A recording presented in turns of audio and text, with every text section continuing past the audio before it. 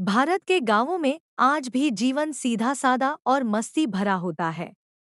यहाँ लोग मेहनत करते हैं, किसानी करते हैं और साथ ही हंसी ठिठोली में दिन गुजारते हैं। इसी तरह एक गांव में रहते थे भोलाराम, जिनके पास था एक गधा। गधा उनका साथी भी था और कमाई का जरिया भी। यह कहानी है उसी गधे की, जो मेहनत, चालाकी और भाग्य के मेल से एक दिन घोड़ा बन बैठा। भोलाराम गांव के सीधे सादे किसान थे। उनके पास जमीन थोड़ी थी, लेकिन मेहनत खूब करते थे। उनके पास एक ही बड़ा सहारा था, उनका गधा। गधे का नाम था धप्पू। धप्पू कोई साधारण गधा नहीं था। उसका रंग धूसर था, आंखें चमकदार और कान इतने लंबे कि हवा में झंडे की तरह लहराते रहते। गांव के बच्चे अक्सर धप्पू को छेड़ते, अरे कान वाले राजा, बोलो रेंचू। और धप्पू भी झुंझलाकर जोर से रेंकता, ढेंचू। भोलाराम हर रोज अपने खेत से सब्जियां, अनाज की बोरी या कभी लकड़ियां धप्पू की पीठ पर लादकर बाजार ले जाते। धप्पू भी ईमानदारी से काम करता, लेकिन गांव वाले उसे देखकर हमेशा मजाक उड़ाते। अरे भोलाराम, घोड़ा नहीं मिला क्या? गधे पर माल ढो रहे हो? भोलाराम मुस्कुराकर कहते, गधा ही मेरा घोड़ा है। यही तो मेरी रोजी रोटी का साथी है। धप्पू यह सुनकर गर्व से कान हिलाता, लेकिन दिल ही दिल में सोचता, काश मैं सचमुच घोड़ा होता। सब मुझे इज्जत देते, सजाते जाते और मैं गांव का हीरो बन जाता। एक दिन खबर फैली कि पास के कस्बे में बड़ा मेला लगने वाला है। इस मेले में घोड़ा दौड़ और सजावट की प्रतियोगिता भी होगी। जो भी घोड़ा सबसे सुंदर और तेज होगा, उसे इनाम मिलेगा। गांव के अमीर जमींदार अपने अपने घोड़ों को सजाने लगे। कोई उन पर रंग-बिरंगे कपड़े डाल रहा था, कोई सोने की झिलमिल झांझर बांध रहा था। बच्चे घोड़ों को देखते और खुशी से तालियां बजाते। धप्पू को देखकर सब हंसते। अरे, तू भी मेले में जाएगा क्या? गधे की दौड़ थोड़ी होती है वहां। धप्पू का दिल दुख जाता। उसने सोचा, कभी ना कभी मुझे भी साबित करना होगा कि मैं किसी घोड़े से कम नहीं। भोलाराम गरीब थे, घोड़ा खरीदने का सवाल ही नहीं था। लेकिन उनके दोस्त रामलाल ने मजाक में कहा, भोलाराम, क्यों न अपने गधे को ही घोड़ा बना दो? थोड़ी सजावट कर दो, कौन पहचानेगा? भोलाराम हंस पड़े, लेकिन धप्पू के कान खड़े हो गए। वाह, यह तो सही है। अगर मुझे घोड़े जैसा बना दिया जाए तो शायद लोग धोखा खा जाए। उस रात धप्पू सो नहीं सका। उसने मन में ठान लिया कि वह किसी भी तरह इस बार घोड़ा बनकर मेले में जाएगा।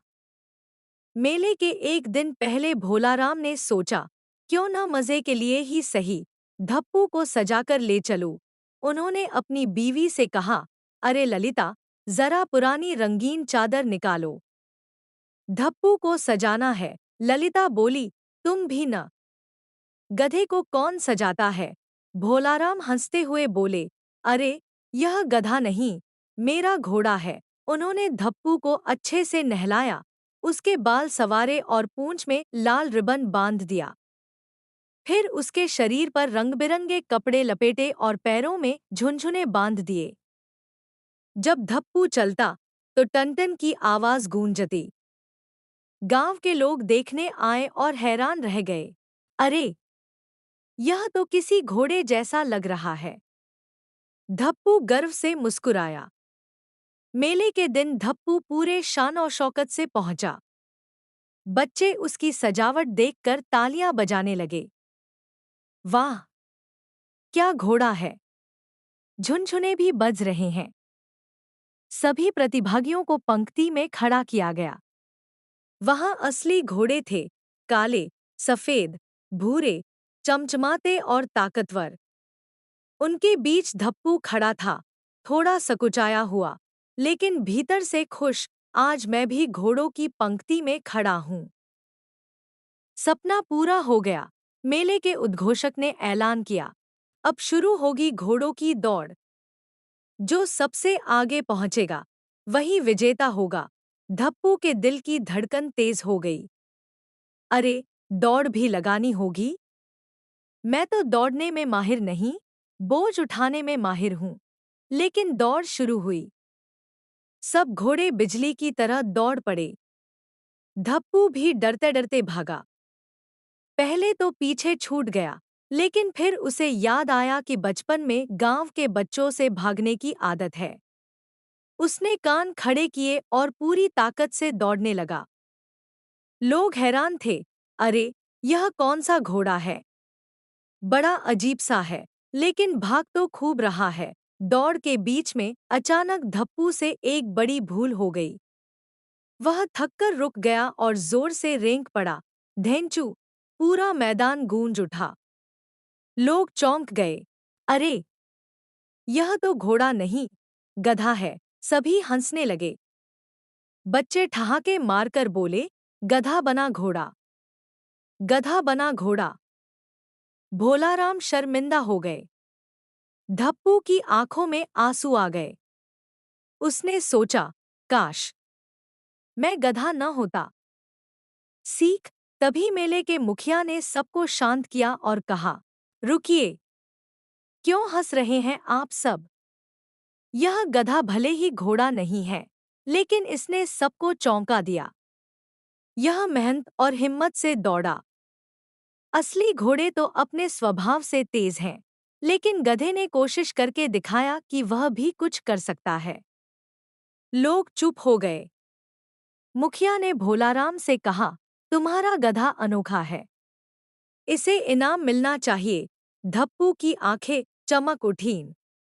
उसे इनाम के रूप में ढेर सारे गाजर और हरी घास मिली।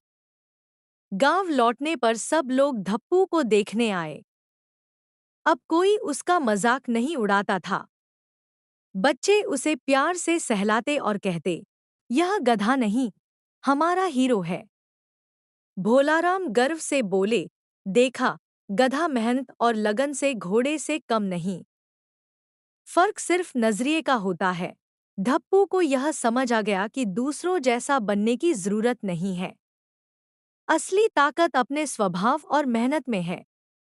वह भले ही गधा था, लेकिन ईमानदार, मेहनती और वफादार था। यही उसकी असली पहचान थी। शिक्षा: हमें अपनी तुलना दूसरों से नहीं करनी चाहिए। हर जीव और इंसान की अपनी अलग खासियत होती है।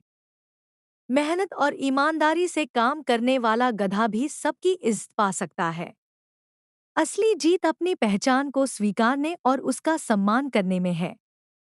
ऐसी ही कहानी सुनने के लिए चैनल सब्सक्राइब करें।